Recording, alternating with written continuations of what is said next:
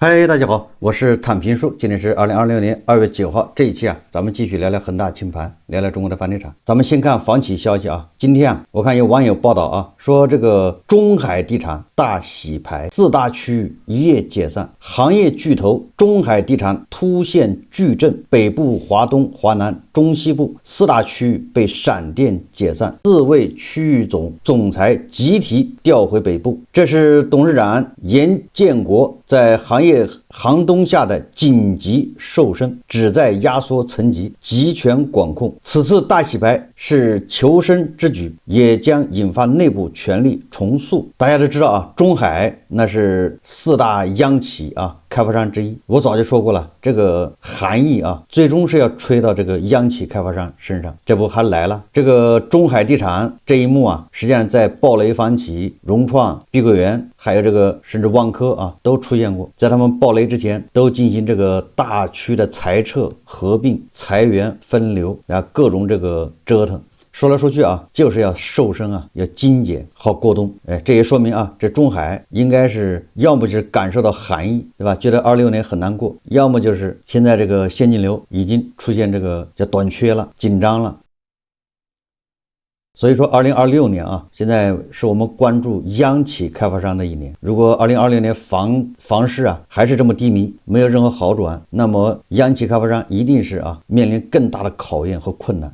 他們是首當其衝，因為其他的開發商該報的已經報完了，已經對吧？是叫擺爛躺平了，愛咋咋地。那這些央企開發商現在是躺下去呢，還是說能熬過這個冬天？我覺得就在2026年見分曉最近這個上海的浦東，對吧？徐匯這幾個區要讓國企收購二手房做保障房，收購條件大家都知道了然後很多人解讀認為這是利好，認為這個有利於穩定上海的房價。能不能穩定上海房價咱們不說了，前面咱們已經說了好多期了今天我們要看一看上海有些什麼問題，就是上海經濟發展遇到什麼困難了。新加坡聯合早報今天刊登一篇報道，叫上海官方重申擴大開放，承諾增強外企獲得感。為什麼要這樣呢？對吧？過去幾年那些盤們不都是要把外資趕走嗎？外企在这兒跟咱們競爭，對吧？搶咱們的飯碗，大家還有印象吧？現在咱們上海怎麼還要加大開放呢？要承諾增強外企獲得感。這個聯合早報說作為中國吸引外資重要窗口，上海過去2年實際使用外資規模連續下跌，相比2023年峰值回落超30%，就少了30%為穩住外資，上海官方重申擴大高水平對外開放，增強外資企業獲得感。實際上是不是這個口罩一結束是吧？開始就外資就開始有序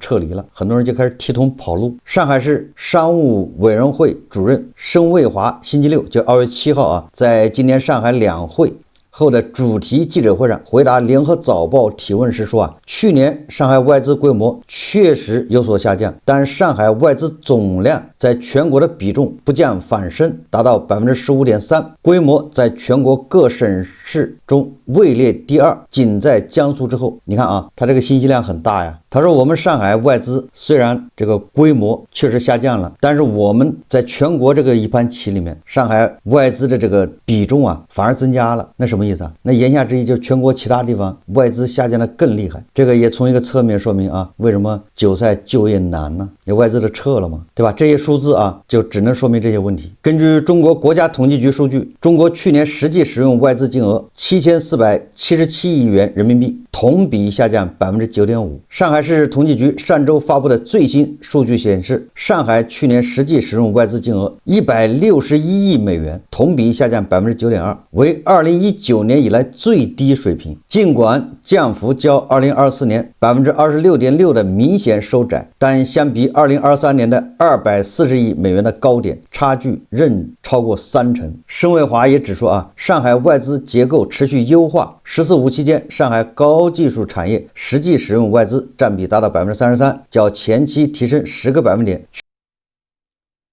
去年上海新设外資企業同比增長 6.8%， 達到6300家，合同外資規模同比增長 19.8%， 至180億美元。不過，記者查詢上海統計局官網發現，2020年至2025年，上海合同外資規模未被納入公開發布的年度統計表格。根據最近一個公開數據的年份，2019年上海外資合同投資金額達到了503億美元，實際到位金額達到190億美元。在近2年上海政府工作報告中，全力穩外貿、穩外資準備列入首要工作目標。今年的相關表述更為具體，如從去年的加大醫療健康、文旅等領域的開放力度，進一步細化為今年的在金融、電信、醫療、文旅等領域推動落地一批外資項目。這個盛衛華在記者會上說上海下一步將對接國際高水平經貿規則，穩步擴大制度性開放。同時，上海也將支持外資轉型升級，落實好新版鼓勵外資投資產業目錄，強化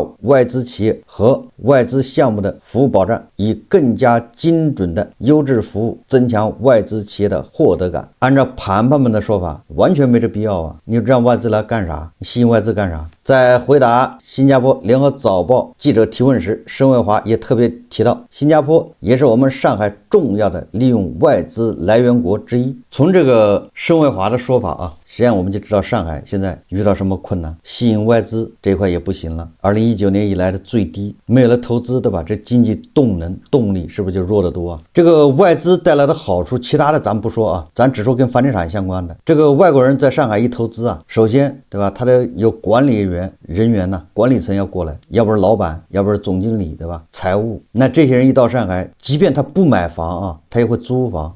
他們租房那個一個月都是3萬，這最起碼的吧？那租的都是那些要麼別墅，要麼大平層。這樣的人一多，上海的租金它就上去了，對吧？租金一上去，是不是上海的樓市就穩了？如果他們買房的話，那就更了不得了。有的外資企業到了上海以後，他就自己買寫字樓，自己買房。所以說，當外資減少，那你這相關的租房、買房是不是都減少？而且這些都是高端的，对吧？從這個就能看出如果老外在逐漸流出，外國人在減少，外資在減少，那你上海的楼市壓力就越來越大，对吧？我們說的極端一點如果全球的有錢人都往上海跑，那上海的房價還得漲這肯定是擋不住对吧？因為大家都往上海跑都在上海買房同樣極端一點如果上海的老外全跑了，那你說上海的房價是不是還要跌？所以說這個老外在上海的多與少，也能看出上海的樓市的一個走勢所以上海你看現在要加大吸引外資的力度，也是這個明智之舉也是迫不得已。今天我看到這個深圳樂居它有一個報道說這個深圳樓市止跌信號釋放，深圳業主惜售情緒達到年度峰值。首先看監測的全市各小區掛盤價變化，它有一個表咱就不說了。它主要說什麼意思呢？說2月份深圳掛盤均價下跌的小區占比是 45%， 不變的小區占比 27%， 上漲的小區占比 28%。較1月相比，報價下跌的小區占比大幅減少，轉變為觀望態度；上漲的小區占比則沒有明顯變化。它這個什麼意思呢？也就是這個深圳的業主賣房子現在開始惜售了，以往每個月它都會下降，報價是一個月比一個月低。到了2月份，報價低的小區越來越少了，就這個意思但是也沒有表明這個房價就漲了，因為畢竟漲價的小區也很少。掛盤均價下調的小區占比近1年持續緩慢降低，1月出現了短暫的回升，2月再次回調到 50% 以下。目前掛牌價下跌的小區占比 45%， 是近1年的下跌中的第2地位，最低是去年3月的 40%。 同時月度報價變化保持不變的小區也來到了近1年的最高值，占比 27%， 也 27% 的小區它價格沒漲也沒跌，就是報價說明什麼呢？就是通過它這個報道就說明深圳二手房惜售這個業主開始了，也意味着你想讓它降也沒那麼容易了，就這個意思。這個也很正正常啊，因為最近很多媒體啊都是鋪天蓋地的在宣傳一線城市二手房市場回暖，大家異口同聲呢都在宣傳啊。北京二手住宅晚簽量連續2個月超 1.5 萬套，剛剛過去的1月份挺忙的，看房的和買房的比上個月增加了不少。北京市海淀區麥田房產某門店銷售顧問介紹，現在市場屬於客戶按需購買、業主按需出售的階段，二手房價格整體較2025年有所下跌，但低價房源庫存量在逐漸減少，同樣戶型價格會出現上浮情況。這個房產專家解釋啊，他說啊，除了政策原因之外，也有季節性、周期性的原因。也就是说，这個一線城市二手房啊，在1月、2月有穩住的趨勢啊。這個不光是有政策原因，還有季節性、周期性原因。什麼原因呢？說每年1季度剛需類住房交易規模會出現季節性提升，就是所謂的小陽春吶。今年春節相對較晚，使得交易高峰相對前移。當前的市場表現是疊加了預期改善、政策激發和季節性回暖的結果。專家意思就是这個一線城市二手房回暖是這3個原因共振的結果。對於2026年房地產市場整體的判斷，嚴躍進表示啊，總體而言，政策環境處於歷史較好水平，房價性價比凸顯，且宏觀經濟形勢進一步向好，這些因素均對房地產市場產生積極影響。無論是新房還是二手房市場，都具備較好的企穩基礎。廣東省住房政策研究中心首席研究員李宇嘉認為啊，綜合新房和二手房來看，全國和重點城市銷售套數穩定的趨勢已經得到確認。不過，從探底到觸底企穩，夯實底部基礎，仍需多方共同發力，包括行業層面促進一二手房交易循環，繼續降低交易成本，淨化交易環境和秩序，提升市場預期等。這個專家就認為啊，那就是現在即便是穩住，那也是不夠穩，底部還不夠夯實，現在的穩那也是暫時的，所以還需要各方一起發力。實際上啊，這個到了4月份就見分曉，是穩住了還是一個下跌過程中的一個小反彈。到4月份最遲5月份啊，結果就揭曉。我們再看啊，這個新浪財經報道啊，說根據中指研究院的這個數據啊，1月全國法拍房市場累計掛拍10.5萬套。什麼意思呢？中指研究院監測顯示，2026年1月全國法拍房市场累計掛拍10.5萬套，同比增加3.6%，累計拍次11.3萬次，最終成交1.6萬套，同比增2%，清倉率15%，總成交金額216億元，同比降3.4%，成交均價5204元每平米，同比降2.7%，平均折價率71%，也就是7折啊，也就是這是中指研究院公布的數字啊，1月份的法拍房一共是10.5萬套掛出來了啊，成交的只有1.6萬套，就這個還增加了2%，成交總金額是216億，增加了3.4%，這個成交價格是下降了2.7%，總之都要打7折，價格比去年下降了2.7%，說明什麼呢？總體上，对吧？一個是法拍房越來越多，第二個法拍房的價格越來越低，不就這麼個趨勢嗎？分物業類型看，住宅成交金額占比54%，是市場主力。拍賣階段中，二拍成交占比52%，成為成交主要來源。也就是說啊，這個拍賣主要賣的還是住宅，然後呢，一般的一拍的拍不掉，二拍才能拍出去，也就是這個市場非常低迷嘛，不就這麼簡單嗎？一線城市住宅成交均價28121元每平米，二線、3、4線城市價格梯度明顯，也就是說二線、3、4線城市價格是斷崖式下跌，就這個意思。其實法拍房也能說明問題。說到法拍房啊，今天這個三聯生活周刊他刊登了一篇文章，叫幾十萬套法拍房背後的普通人。總之啊，各有各的不幸，对吧？肉眼可見的慘。我們看一看啊，到底是怎麼慘。這個三聯生活周刊的第一個主人公叫劉萬瓊，38歲，廣東河源人。他說啊，我的房子是2018年買的，花了我和老公多年的打工積蓄。我高中只讀1年就輟學了，那時我剛18歲。我有5個兄弟姐妹，父母靠務農供養我們。我先是在老家的小賣部、批發部等商店打工，後來在深圳做餐廳服務員。我的老公跟我是同鄉，也是廣東河源人。2007年我們認識後，一起回了老家。我先後在制衣廠、電子廠上過班，老公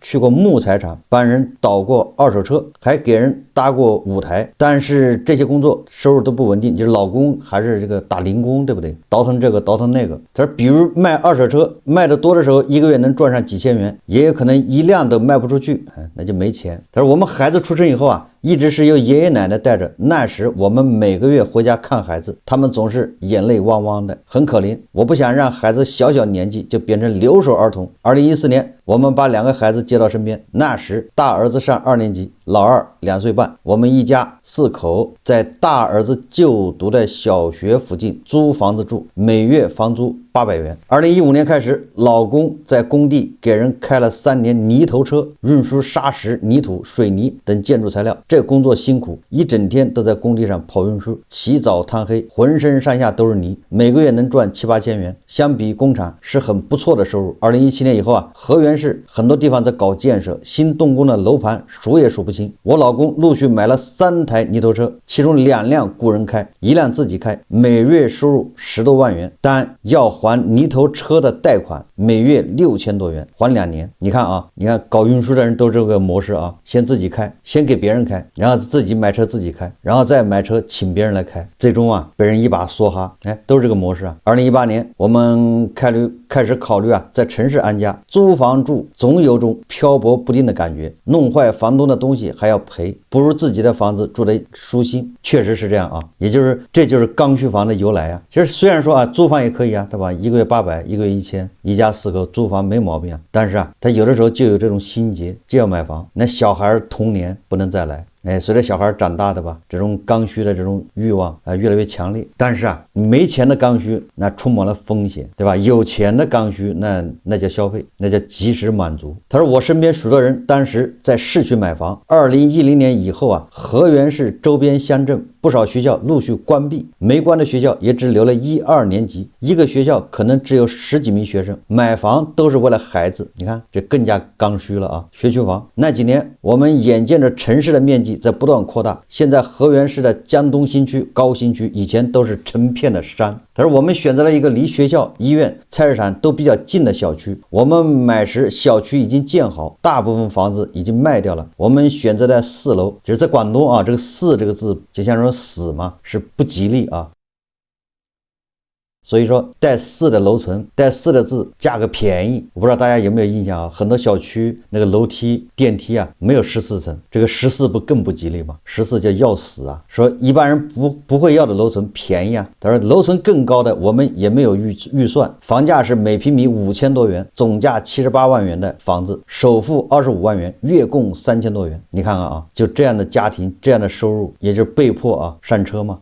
你想那是2018年、17年，那不是被裹挟的嗎？周邊人、身邊人都買房都在漲，对吧？加上他又是刚需，你說他能不買嗎？肯定要買的吧？那個大環境下，他說我們沒有立刻付清首付，開發商允許我們先付10萬元，剩下的在1年內付完即可，這在當時很常見。2019年底，我們順利結清了首付，我們計劃再用1年時間，一邊掙錢一邊裝修，到2020年底，我們就能住進新房了。沒想到疫情來了，為了多賺點錢，從2018年春節開始，我和老公都會在春節前幾天在河源一家百貨商場門前賣年花。廣東人好像過年的時候賣花的吧，多的時候能賺1萬多。但2020年春節買花的人很少，賣花的比買花的還多，最後花送人都沒人要，本錢虧掉了一大半。本來想賺1萬的啊，結果1萬塊沒賺到，還把本錢賠掉了，這不就是屋漏偏逢連夜雨嗎？麻繩專挑細處斷啊！說緊接着就是工地停工，疫情期間的吧，那工地都停工啊。2020年、2021年2年期間，工地沒活幹的時候，遠多於有活幹的時候，而且不能及時拿到錢。我們家的收入一下子少了一大半。當時房子、泥頭車、汽車的月供加起來有13000元。你看啊，還買了小汽車，槓桿拉滿啊！你看，貸款買的泥頭車，貸款買的汽車，貸款買的房子。我在電子廠打工，一個月只有5000多的工資，勉強支撐了一段時間。2022年，我老公和和朋友合夥開了一家餐廳，餐廳的地段也不好，停車不方便，客流就更少，半年餐廳虧了10萬元。你看，這就越渴越吃鹽呢。泥頭車賺不到錢，居然又去另外一個巨虧的行業，對吧？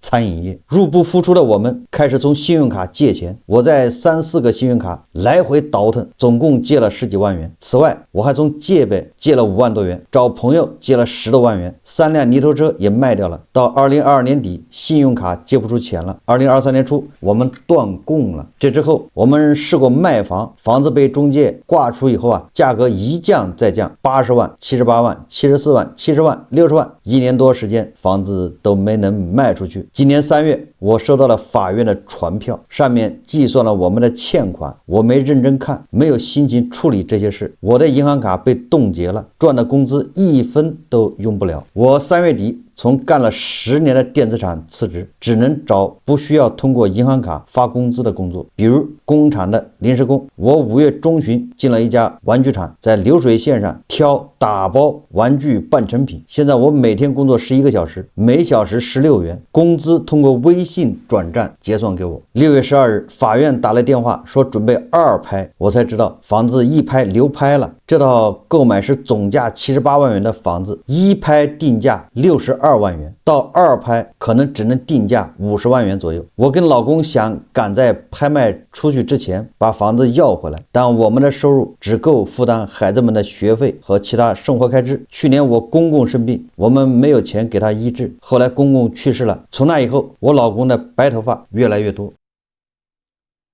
可以說啊，這是最辛苦的2個人呢，沒有學歷，沒有文憑，對吧？只能幹這個服務員、電子廠，然後開貨車，然後就是社會上闖蕩、瞎折騰，賣二手車、開餐館、賣花。這是廣東的啊。我們再介紹一個，是一個江西南昌的，叫馮麗麗，這是另外一個故事啊。2021年房子被法拍後，相比於難過不捨，我更多覺得如釋重負。房子在南昌，是2018年為孩子上學買的學區房，我和老公都是九江的，九江離我們這很近啊，在安慶的上游啊。2013年結婚後，我在南昌一家物業公司上班，一個月有3、4千元的收入。你看這工資都不高啊。我跟老公跟朋友合夥投資了3家足浴店，每個月有收入3、4萬。南昌消費水平不高，我們當時算是高收入人群。不過我們倆年輕氣盛，賺了錢就想着花出去。買房前我們一人買了一輛車，總價30、40萬元。不過啊，他這個每個月這個足浴店呢，收入3、4萬，那應該還可以的吧？高收入，買2輛車其實也不算多啊。不過總體來說啊，他說買房前我們負擔很小，每個月只需要還老家房子1200元的貸款，在南昌租房也就1000多元，外加2000元的車貸。我們選的房子在南昌新開發的區，對口學校是一所南昌市重點小學，樓盤號稱配套建設很不錯，有旅遊城、主題樂園、酒店群。聽售樓部的人說啊，有從溫州來炒房的人一買就是10幾套。我現在還記得看房時的情形，小區那時還是一片工地，只能看到水泥牆。售樓部的人邊走邊對我們比劃，房子就在這裡，學校就在那個方向，那就是賣樓花呀啊，地基他還沒打好呢。我聽着覺得好有感覺，想着以後這裡就是我的家了，孩子就在小區計劃建設的玻璃棧道玩，我們很衝動就交了錢。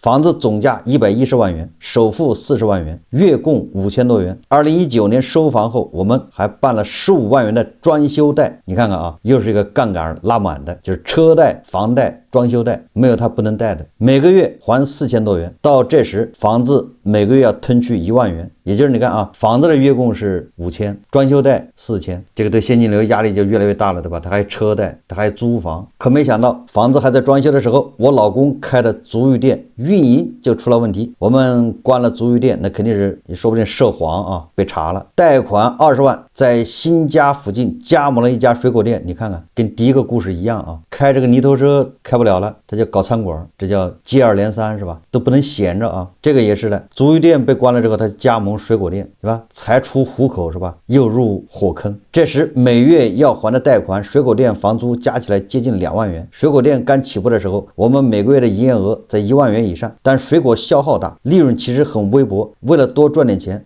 2019年，我們又在家附近辦公園區開了一家快餐店，把當時的7、8萬元存款投了進去，就徹底的把自己的这個安全店給扔掉了。快餐店的運營還沒走上正軌，疫情就來了。我記得很清楚，2020年年初，水果店的客流量直接下降了一半，後來2個店都沒辦法開張了，房貸、裝修貸、店面房租都等着我們付。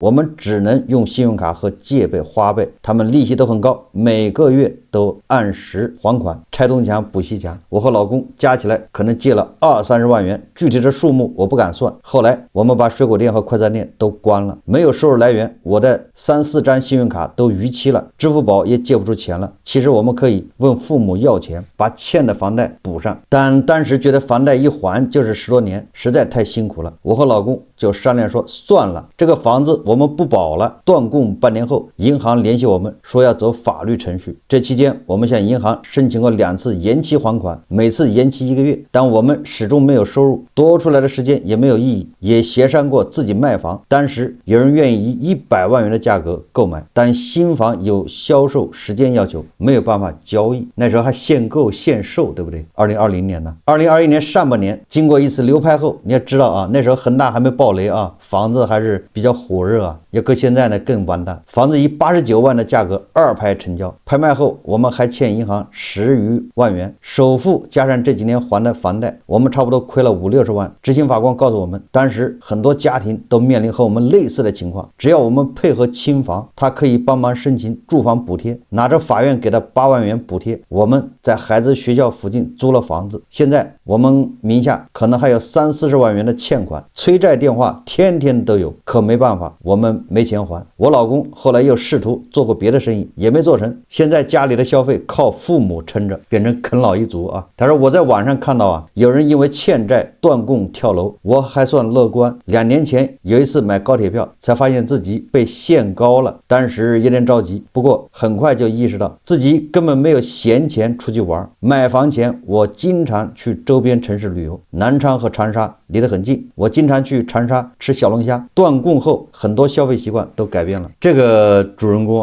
實際上叫塞翁失馬焉知禍福啊，他的房子被法院強制拍掉，他買的時候是110萬，首付40萬，每個月還5000，法院2020年把他強制給他拍掉，21年呢拍了89萬，他的損失不大啊。如果當時他堅持下來了，沒有拍掉，現在拍那恐怕還得少50萬，得賠得更多啊，因為這麼多年他還利息啊，現在還不一定能拍得掉。但畢竟拍賣的时候是恒大還沒爆雷啊，89萬買他這個房子的人也沒佔着便宜，對吧？現在估計早就不止89萬了。這個不幸的家庭各有各的不幸，但是有個共同點，就是他們槓桿是拉滿了，這是第一個。第二個呢，就是耐不住寂寞，從一個坑都不帶歇的就跳到另外一個坑，主要跟當時的背景有關係，就是很多人認為這個經濟還在往上走，現在好了，終於是折騰不動了，因為他這哪個卡的吧，借唄、花唄的這都借不到錢了，徹底熄火，只好啃老。所以這些故事告訴我們什麼呢？實際上就是槓桿害死人，對吧？尤其經濟下行的時候，而且它是槓桿加滿，你不爆雷誰爆雷呢？任何風險他都扛不住，对吧？第一個故事那個老公如果他是開泥頭車，他就開一輛泥頭車，他一個月能賺個7、8千。那疫情一來開不了，那就開不了了，反正就少了個收入而已。但是他又買了2輛泥頭車，那個貸款，對吧？每個月都要還，你泥頭車一停，你貸款要還呢，而且那車一買这個就貶值啊，血淋淋的教訓啊。好，這期節目咱們就聊到這裡，感謝大家收看。如果喜歡我的節目，歡迎訂閱轉發，也可以在下方留言評論，謝謝大家。